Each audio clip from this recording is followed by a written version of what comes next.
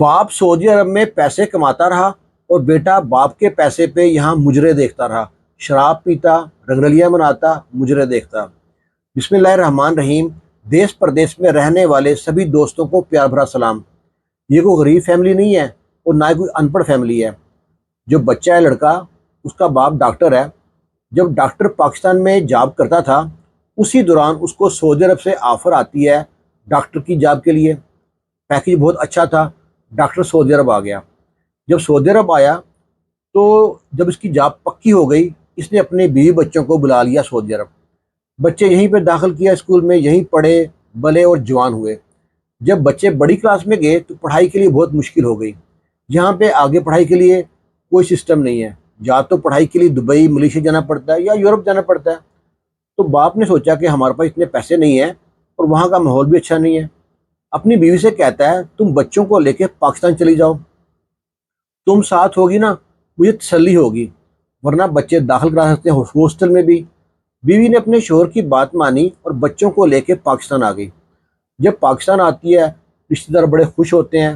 Doctor کے جو بچے تھے انتہائی تمیز والے اور تہذیب والے، سگریٹ پانی کوئی نہیں پیتے تھے، عورت کا کوئی چکر نہیں تھا۔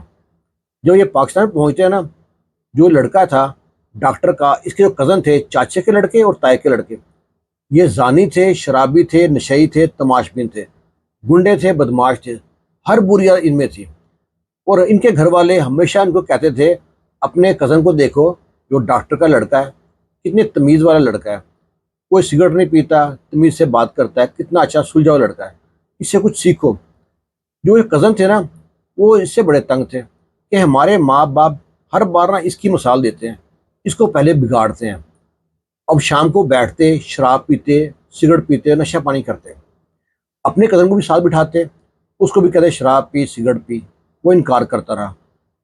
ایسے ہی 15-20 دن ہو گئے، روز شراب پلانے کی کوشش کرتے، وہ شراب نہ پیتا۔ آپس میں کزن کہتے ہیں اس کا علاج کراؤ، یہ کہیں خسرا تو نہیں ہے، ہجڑا تو نہیں ہے، نہ یہ شراب پیتا ہے، نہ سگریٹ پیتا ہے، نشہ کرتا ہے، نہ لڑکی کو چیک کرتا ہے۔ اس کو غصے میں شراب پلائی دیے گئے۔ پھر آہستہ آہستہ اس کے لیے شراب لے کے آتے اور ڈیلی شراب پلاتے، اپنی جیب سے پیسے خرچ کر کے شراب پلاتے۔ ان کو معلوم پڑتا ہے کہ ساتھ والے گاؤں میں فلاں چودھری کے گھر پہ نا حویلی میں پرائیویٹ مجرا پارٹی ہے، ڈانس پارٹی ہے۔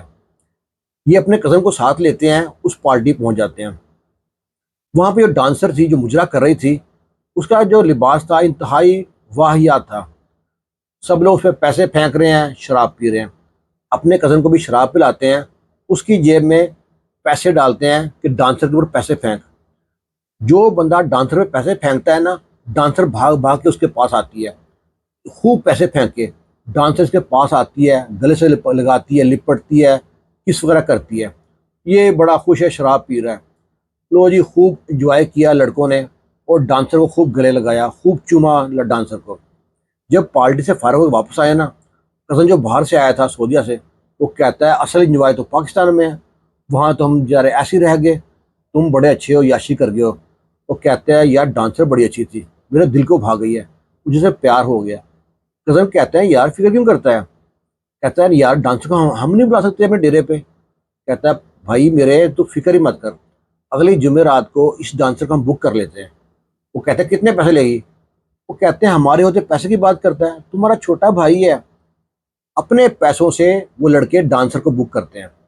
ڈانسر وہاں پہ آتی ہے، یہ اپنے پیسے پکڑاتے ہیں اپنے کزن کو، اسے پیسے پھینک، اور ڈانسر سے کہتے ہیں کہ تو نے آج ہمارے کزن کو خوش کرنا ہے۔ وہ ڈانسر تھی ہی واہیات تھی، پیسے کے لیے کسی کے ساتھ بھی سوتی تھی۔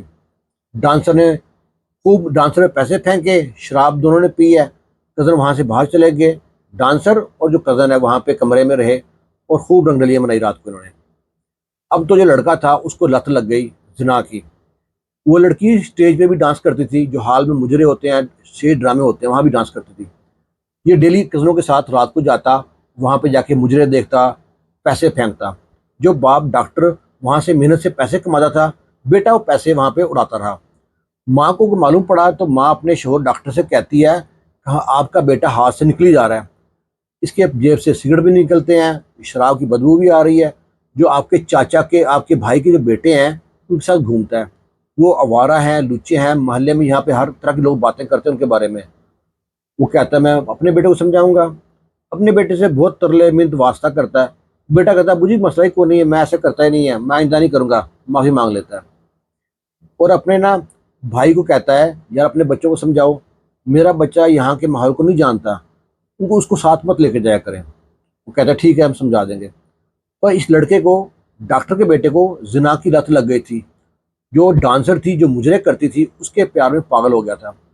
یہ وہاں پہ ایک دن جاتا ہے، جو اسٹیج پہ ڈانس کر رہی تھی ہال کے اندر، لوگ اس کی جو لڑکی ڈانسر تھی اس کے بارے میں غلط غلط باتیں کرتے ہیں، اسے بڑا برا لگتا ہے، یہ اسے پیار کرتا تھا، یہ ڈانسر کو بعد میں ملتا ہے، اس سے کہتا ہے دیکھو تم اسٹیج پہ ڈانس کرتی ہو، گندے گندے اسٹیپ کرتی ہو، مجھے اچھا نہیں لگتا، لوگ تمہارے بارے میں غلط باتیں کرتے ہیں۔ ڈانسر کہتی میرا تو کام ہے، تم نہیں تو اور صحیح، اور نہیں تو اور صحیح، جو پیسے پھینکتا ہے جیسے اسٹیپ کہتا ہے ویسے کرتی ہوں میں۔ کہتا ہے نہیں، وہ کہتی ہے تم تو مجھ کو ایسے کہہ رہے ہو، میں تمہاری بیوی ہوں۔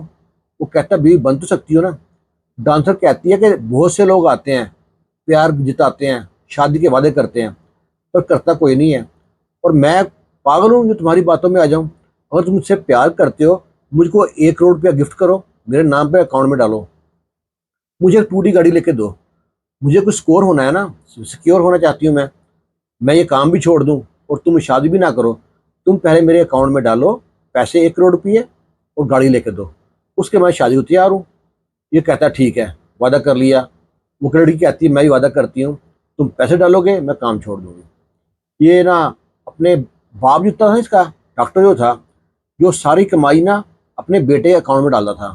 بیٹا بہت سمجھدار تھا، بڑا تہذیب والا تھا اس ٹائم تو پہلے۔ اب یہ پیسے چیک کرتا ہے اکاؤنٹ میں، تقریباً 1 کروڑ کے نزدیک نزدیک تھے۔ یہ اپنے باپ سے کہتا ہے کہ میں نا ایک لڑکی سے پیار کرتا ہوں، اسے شادی کرنا چاہتا ہوں اور مجھ کو پیسے چاہیے۔ باپ حیران پریشان، ابھی تمہاری عمر کون سی شادی کی؟ کہتا نہیں مجھ کو پیسے چاہیے۔ باپ نے، لڑکے نے بینک سے پیسے ودرا کیے، جب بڑی رقم ودرا کرنی ہوتی ہے تو پیچھے میسج گیا باپ کو، باپ بڑا پریشان، پیسے نکالے ہیں۔ باپ نے اپنے بیٹے سے کہا کہ تم نے کچھ نہیں کرنا، میں پاکستان آ رہا ہوں، میں تم سے مل کے بات کرتا ہوں۔ باپ فوراً ٹکٹ کرائیے پاکستان پہنچ گیا، اپنے بیٹے کو سمجھاتا ہے، پوچھتا ہے کون لڑکی ہے، مجھے ملاؤ پہلے میں دیکھنا چاہتا ہوں۔ جب لڑکی کو ملا تو باپ پہچان گیا تو ڈانسر ہے، لڑکے نے خود بھی بتایا تھا۔ باپ کہتا ہے دیکھو لڑکی غریب ہوتی، چھوٹی ذات کی ہوتی تب بھی کوئی بات نہیں تھی، یہ لڑکی ڈانس کرتی ہے، واہیا ڈانس کرتی ہے، پتہ نہیں کتنے لوگوں کے ساتھ راتیں رنگین کر چکی ہے، تمہیں ذرا شرم نہیں آئے گی؟ تمہاری بیوی یہ کام کر چکی پہلے۔ لڑکا اس کے پیار میں پاگل تھا، وہ کہتا ہے لڑکی نے توبہ کر لی ہے، آئندہ ایسا کام نہیں کرے گی۔ باپ نے سمجھایا بیٹے کو، ڈانسر کو پیسے دیے، جان چھڑوائی کوشش کی، اور لیکن آ گئے ہیں، سمجھا سمجھو کے چھٹی ختم ہوگی باپ کی، واپس آ گیا۔ اب نہ ڈانسر اسے نہ ملے، اور اس کو ڈانسر کی لت لگ چکی تھی۔ جو اس کے کزن ہے نا، وہ کہتے ہیں دیکھ تیرے باپ نے آدھے گاؤں میں زمین خرید رکھی ہے، یہ زمین تیرے باپ کی ہے، یہ دکانیں تیرے باپ کی ہیں، یہ مکان جو کرائے پہ تیرے باپ کے ہیں، تو گھر کا بڑا بیٹا ہے، تو یاشی نہیں کرے گا کون یاشی کرے گا تیرے باپ کے پیسوں پہ؟ وہ کہتا ہے ایک ہی حل ہے، اپنے باپ کو نا راستے سے ہٹا دے۔ جو لڑکا تھا ڈاکٹر کا بیٹا، ایک بار تو کانپ گیا، پر دل میں بات بیٹھ گئی کہ یہی حل، مسئلے کا حل یہی ہے کہ باپ کو قتل کرا دو۔ فضل کہتے ہیں ہمارے پاس بندے بہت ہیں جو چند پیسوں میں بندہ مار دیتے ہیں، تو تمہارے پر کیس بھی نہیں بنے گا، تم تھوڑی بندہ اپنے باپ کو مارو گے۔ وہ نا ایک بندے سے ملواتے ہیں، اس سے بات ڈن ہوتی ہے 6 لاکھ میں، کہ میں 6 لاکھ لوں گا تیرے باپ کو مار دوں گا۔ وہ کہتا ہے ٹھیک ہے، 6 لاکھ 6 گولیاں، میرے باپ کے سینے میں 6 گولیاں مار رہی ہیں، تو جی بات ڈن ہو گئی۔ پھر جو گھر میں کوئی معاملے خراب ہوئے، گھر میں لڑنا شروع کر دیا، باپ نے چھٹی لی پاکستان آ گیا، وہ بھی چاہتا تھا باپ پاکستان آئے۔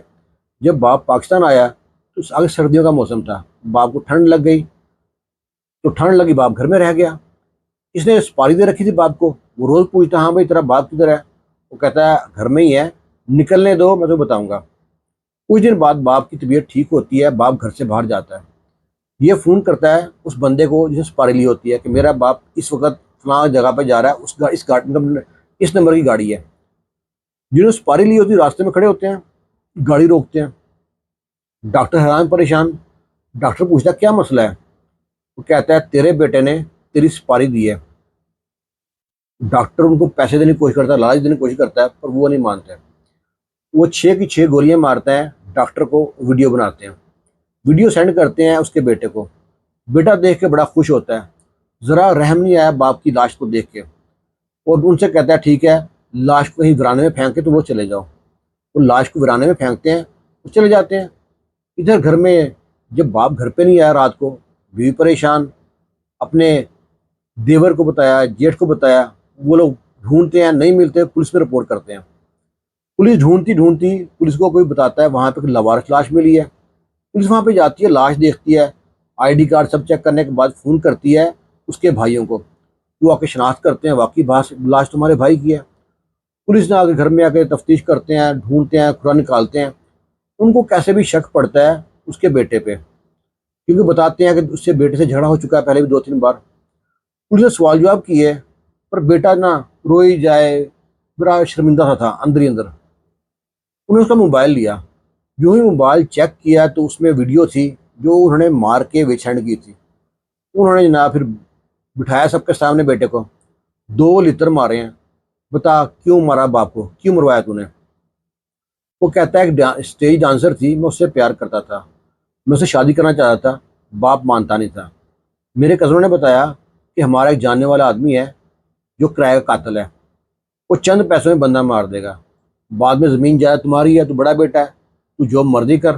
میں ان کے کہنے پہ نا باپ کو مارنے کو تیار ہو گیا، مجھ سے غلطی ہو گئی ہے، اب جو میری سزا ہے میں تیار ہوں سزا کے لیے۔ ماں بہن بھائی اس کو گالیاں دیتے ہیں، تھپڑ مارتے ہیں۔ وہ شرمندہ ہوا بعد میں جب سب کو معلوم پڑ گیا۔ جو ہمارے شریک ہوتے ہیں نا، رشتے دار، ان کو ہماری خوشیاں برداشت نہیں ہوتی۔